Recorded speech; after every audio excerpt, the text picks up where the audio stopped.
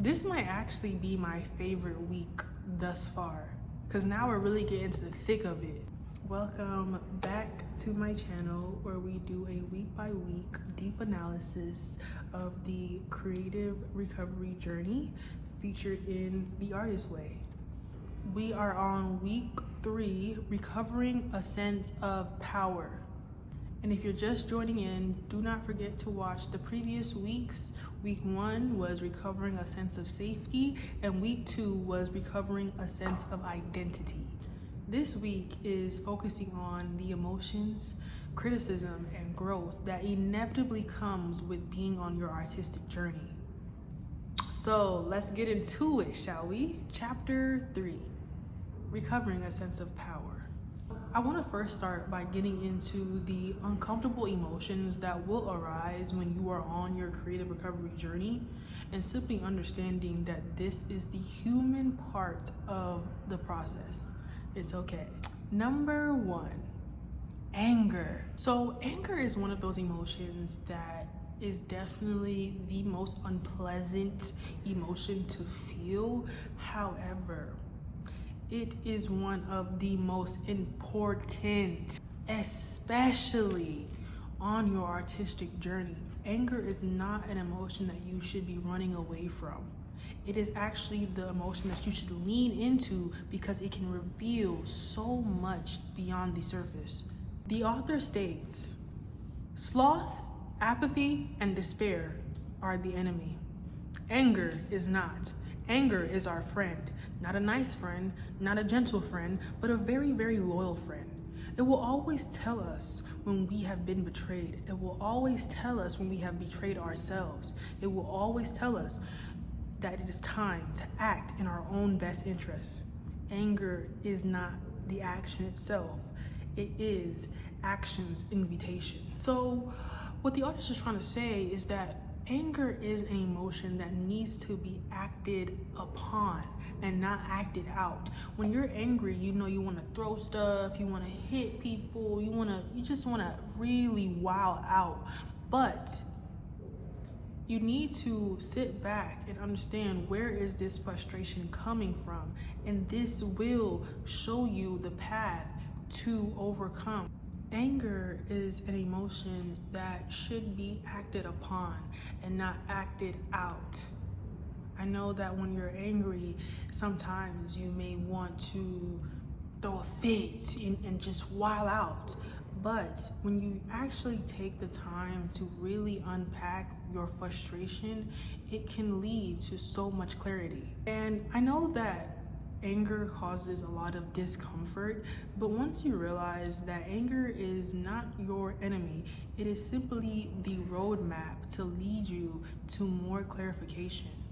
For example, if you're angry and frustrated that you saw somebody do something that you thought about doing years ago, months ago, but now they've acted on it and you didn't, that frustration is telling you, okay, how can I act on my ideas in a quicker manner, in a more efficient manner, and stop procrastinating my ideas? Or when you're angry that somebody's doing something that you're not doing, and you're thinking to yourself, well, oh, I could do that better. I could have done that, and I could have did it this way, da da da da. That anger is telling you, okay, this is something that you are underfulfilled in, and that you are not actively doing. So those are just a few examples on how anger is the answer. It is not an emotion that you should be running away from or that you should be ashamed of feeling. This is something that you should be embracing, especially on your artist journey, so that you can understand and be led into the right direction on what exactly you need to do to be fulfilled in your artistic journey. Number 2, shame. I know I said that anger was probably the most uncomfortable emotion, but shame is different. Shame is an emotion that you almost feel disgusted for feeling, but shame is going to inevitably arise on your creative journey. Shame is probably one of the number 1 reasons why you are a blocked artist and you are not actively in your artistic pursuits because you feel ashamed, especially because we live in a society that shames people for their curiosities or their abnormalities. That is the kind of culture that we have been raised in, but it is one of the most important emotions that you have to overcome so that you can fully step into the light of your artistic journey. The artist states, "The act of making art exposes a society to itself. Art brings things to light. It illuminates us. It sheds lights on our lingering darkness. It casts a beam into the heart of our own darkness and says, 'See?'" And that truly has to be one of my favorite quotes from the book because it really does expose what the purpose of art truly is. It is meant to showcase to the world our inner human. And you simply have to realize that a lot of shame comes from trying to deny the pain and vulnerability that is embedded in being a human. This is simply the facts of life. And so when you as an artist are bringing these things to the light, it can be a lot of, why are you doing this? Why are you doing that? You know? And this is simply a fact of life. And a lot of people try to deny that. And so when you have enough courage and strength to say, this is who I am, and I know somebody else out there can relate, I am not alone, and you are not alone. When you have the ability to do that as an artist, that is when you become the optimal version of yourself. So the antidote to shame is self-love and acceptance. So once you fully accept that this artistic journey is what I am and what I want to do and what I want to pursue, and fully recognize that, you will finally be able to break free from the self-inflicted mental shackles that embarrassment and shame projects onto you. So it's not easy, but it is absolutely necessary. And like I said time and time and time again, your inner artist is an inner child, and you have to make that child be okay and understand it's okay to explore new things. It is okay to step into the unknown, and it is okay to fail. It's okay. You don't have to be ashamed. You don't have to be embarrassed. You don't have to hide away and be like, oh, I don't want to do this anymore because I'm uncomfortable. That is why this step is so important. Number 3, synchronicity. So this one is not necessarily an emotion itself, but it is recognizing the fear that may arise when things actually start to fall into place on your artistic journey. It is very easy to almost be in denial when things start to be aligned in your artistic pursuits, because you'll start to dismiss a lot of things as a coincidence instead of recognizing it for what it truly is, a synchronicity of being on the path of full alignment. The author describes it as a divine fortuitous intermeshing of events. Once you begin your creative journey, you may be startled to find it creeping up everywhere. Do not be afraid. But seriously, don't be afraid that your answered prayers are being answered. The author also states that you have to understand that the what must come before the how.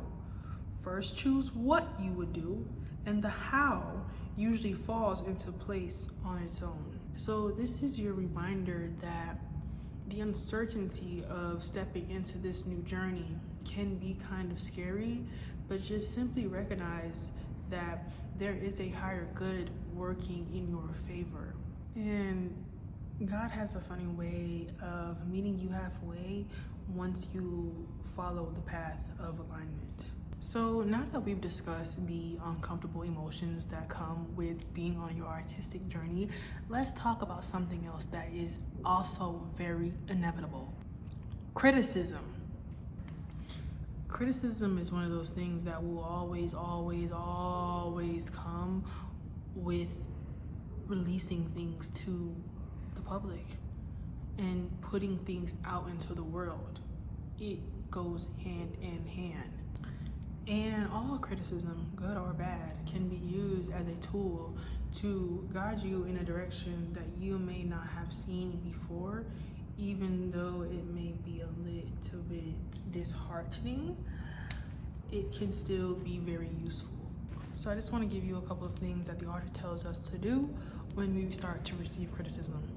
So here are some things that you can do when you receive criticism. Jot down notes to yourself on what concept or phrases bothered you specifically. Receive the criticism all the way through and get over it. Do something very nurturing for yourself. Read an old good review or recall a compliment. Get back on the horse. Make an immediate commitment to do something creative, because creativity is the only cure for criticism. Write a letter to the critic, not to be mailed, hopefully, but defend your work and acknowledge what was helpful in the criticism. Criticism is not something that you should be petrified of, but you should embrace it. Embrace it. It can also be the stepping stone to make you a better artist.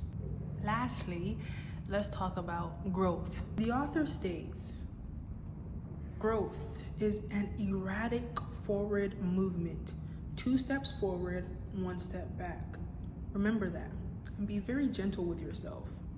A creative recovery is a healing process. You are capable of great things on Tuesday, but on Wednesday you may slide a little backwards. This is normal. Growth occurs in spurts. You will lie dormant sometimes. Do not be discouraged. Think of it as resting. When you're on a new path and you're doing something that you've never done before, it can be very easy to slip into old patterns and old habits.